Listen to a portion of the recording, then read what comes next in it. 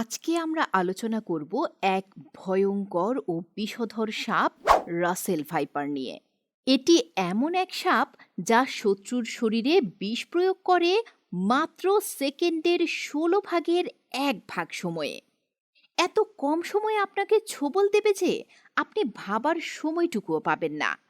গবেষণা বলছে বিষধর সাপ হিসেবে রাসেল ভাইপারের অবস্থান ৫ নম্বরে, কিন্তু হিংস্রতা আর আক্রমণে তার অবস্থান প্রথমে।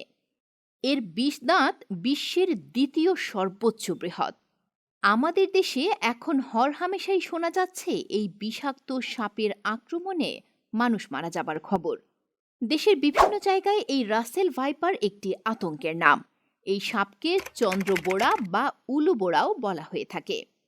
আজকের ভিডিওতে আমরা জানব রাসেল ভাইপারের উৎপত্তি, রাসেল ভাইপারের স্বভাব, রাসেল ভাইপারের ঝুঁকিপূর্ণ এলাকা, রাসেল ভাইপারের বিস্তার এবং রাসেল ভাইপারের প্রতিশোধক সম্পর্কে। ভিডিওটির শেষ পর্যন্ত দেখতে আমাদের সাথেই থাকুন। রাসেল ভাইপার ভারতবর্ষের সবচেয়ে বেশি মানুষ মারার রেকর্ড করেছে। বাংলাদেশ, ভারত, পাকিস্তান, নেপাল, ভুটান ও শ্রীলঙ্কার বিভিন্ন অঞ্চলে এই সাপ বেশি দেখতে পাওয়া যায়। কয়েক বছর আগেও রাসেল ভাইপারের সংখ্যা আমাদের দেশে ছিল হাতে গোনা। ২০১৮ সালের বন্যার পর থেকে দ্রুত গতিতে রাসেল ভাইপারের সংখ্যা বেড়ে চলেছে। রাসেল ভাইপার অনেকটা অজগরের মতো দেখতে। এর দৈর্ঘ্য ৪ থেকে ৫ ফুট হয়। এর দাঁতে রয়েছে হেমোটক্সিন বিষ, যার কারণে কামড় দিলে মাংস পচে যায় এবং কিডনির কার্যক্ষমতা হারায়। অন্যান্য সাপের বেলায় কামড় দেওয়ার ৪৮ ঘন্টা পর পর্যন্ত নিরাপদ সময় ভাবা হয়, কিন্তু এই চন্দ্রবোড়ার বেলায় রোগী সুস্থ হয়ে বাড়ি ফেরার পথে মারা গেছে এমন রেকর্ডও আছে। অনেক সময় বিষ নিষ্ক্রিয় করা গেলেও শরীরের পচন ধরে বলে রোগীকে বাঁচানো যায় না। চন্দ্রবোড়া খুবই অলস প্রকৃতির, তাই একে বিরক্ত না করলে সাধারণত দংশন করে না। ভয় পেলে এস লুক আকৃতির ধারণ করে এবং শরীরের ১/৩ উঁচু করে রাখে। বর্তমানে দেশের উত্তর ও উত্তর পশ্চিম অঞ্চলের জনগণের জন্য এক মহা আতঙ্কের নাম উলুবোড়া বা চন্দ্রবোড়া। বিশেষ করে পদ্মার তীরবর্তী ও চর অঞ্চলের মানুষের জন্য এই সাপ সাক্ষাৎ মৃত্যুদূত হয়ে উঠেছে। গত ১০ থেকে ১৫ বছরে পদ্মার তীরবর্তী ও চর অঞ্চলের এলাকাগুলোতে রাসেল ভাইপারের আক্রমণে মৃত্যু হয়েছে শতাধিক মানুষের। সম্প্রতি এর উপদ্রব বাড়ায় রাজশাহী, চাঁপাইনবাবগঞ্জ, নাটোর, কুষ্টিয়া, ফরিদপুর, মুন্সিগঞ্জ, মাদারীপুর ছাড়াও সাভারে চন্দ্রবোড়ার দর্শন বেড়েছে।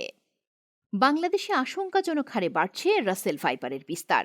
এই সাপের আক্রমণে বাংলাদেশে প্রতি বছর ৪৩% এবং শ্রীলঙ্কায় ৩০ থেকে ৪০% সাপে কাটার ঘটনা ঘটে। ২০১৮ সালের বন্যার পর থেকে ভারত থেকে বাংলাদেশে প্রবেশ করে এই রাসেল ভাইপার। দেশে সাপের কামড়ে আক্রান্তদের ২৪% বিষধর সাপের কামড় খায়, আর এজন্য অ্যান্টিভেনাম অত্যন্ত জরুরি। বর্তমান অ্যান্টিভেনাম সঠিকভাবে কার্যকর না হলে মৃত্যু হতে পারে। গ্রামেগঞ্জের হাসপাতালগুলোতে পর্যাপ্ত পরিমাণে অ্যান্টিভেনাম না থাকার কারণে অনেক রোগীর মৃত্যু হয়। বাংলাদেশ সরকার স্থানীয়ভাবে অ্যান্টিভেনাম তৈরির উদ্যোগ নিয়েছে। রাসেল ভাইপারের মতো ভয়ঙ্কর সাপের হাত থেকে মৃত্যুর হার কমাতে হলে বাংলাদেশকে স্থানীয়ভাবে অ্যান্টিভেনাম তৈরি ও সঠিকভাবে এর সরবরাহ নিশ্চিত করতে হবে। আর আমাদের সকলকে সচেতন হতে হবে এবং সঠিক চিকিৎসা নিতে হবে। আমাদের আজকের ভিডিওটি যদি আপনাদের ভালো লেগে থাকে তাহলে অবশ্যই লাইক দিতে ভুলবেন না। আমাদের চ্যানেলটি সাবস্ক্রাইব করুন এবং বেল আইকনটি চাপুন, যাতে নতুন ভিডিওর নোটিফিকেশন সবার আগে পেতে পারেন। ভিডিওটি আপনার বন্ধু ও পরিবারের সাথে শেয়ার করুন, যাতে সবাই রাসেল ভাইপার সম্পর্কে সচেতন হতে পারে। আমাদের সাথে থাকার জন্য ধন্যবাদ।